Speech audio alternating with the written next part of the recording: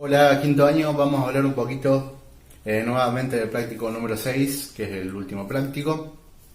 Este práctico tiene como título La democracia condicionada. Este título hace referencia a que en el periodo abordado la situación política argentina alterna entre gobiernos cívicos débiles y gobiernos militares que llegan al poder a través de golpes de Estado.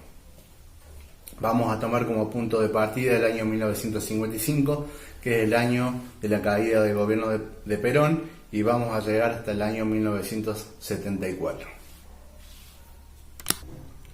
Si bien el práctico hace foco en la historia argentina, vamos a ver un poco también lo que pasaba en el mundo y lo que pasaba en Latinoamérica, y lo tomamos como referencia porque esta situación global repercutía en lo que pasaba en la política de nuestro país. Luego de la finalización de la Segunda Guerra Mundial, los grandes ganadores de la guerra fueron por un lado Estados Unidos y por otro lado la Unión Soviética, que ahora se conoce como Rusia. Estos dos grandes países, estas dos grandes potencias militares y políticas, intentan influir en la situación y en el escenario global, y por eso se llama Guerra Fría. No se enfrentan las armas directamente, sino que es una guerra de posiciones políticas.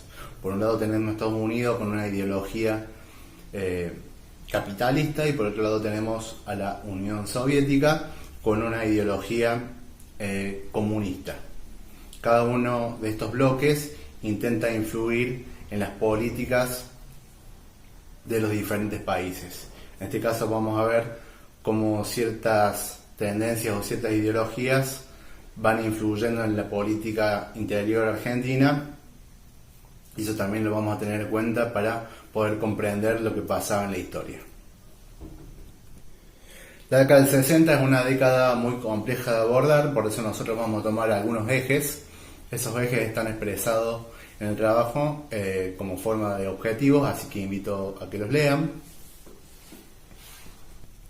La década del 60 es una época que está marcada por un fuerte cuestionamiento a las estructuras sociales vigentes en ese momento, y a lo largo del territorio mundial se dan una serie de situaciones o conflictos o revoluciones que ponen en cuestión estas estructuras.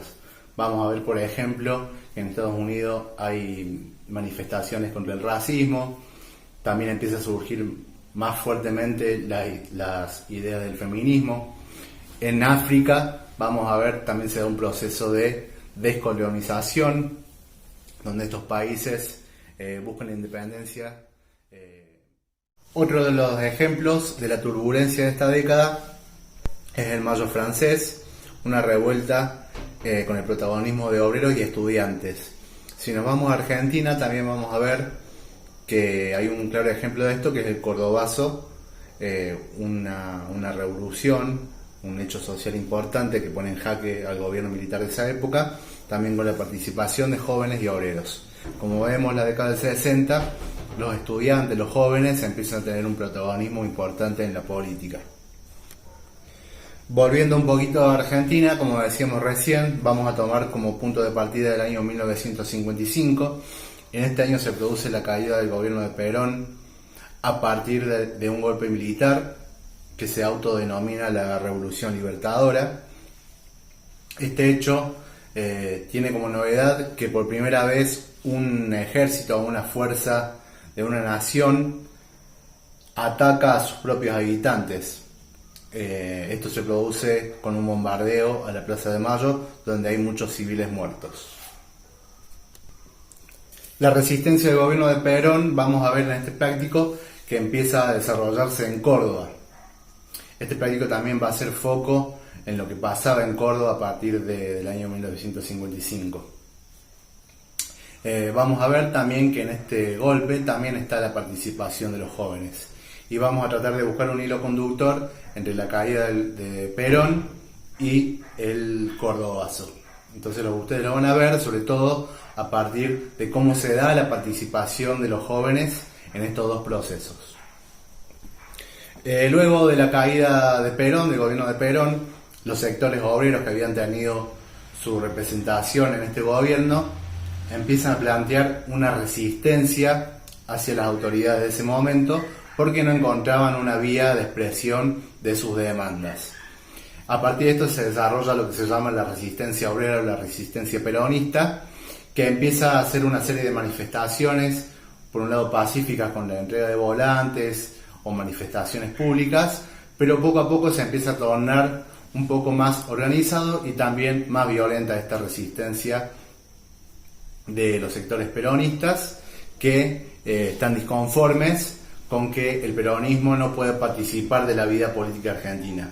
Entendamos que cuando decimos la caída de Perón a partir de un golpe militar, se desarrolla también lo que se llama la proscripción del peronismo, que es la no participación del peronismo en la política argentina y no podía participar en las elecciones. Por eso decimos que los gobiernos civiles que fueron elegidos en ese momento eran débiles porque no eran votados por los amplios sectores que antes habían apoyado al peronismo. Como podrán ir observando, estamos viendo ciertas manifestaciones de la política que ya no son institucionales o por la vía del voto o por la vía de la participación, sino también que empiezan a manifestarse de forma violenta.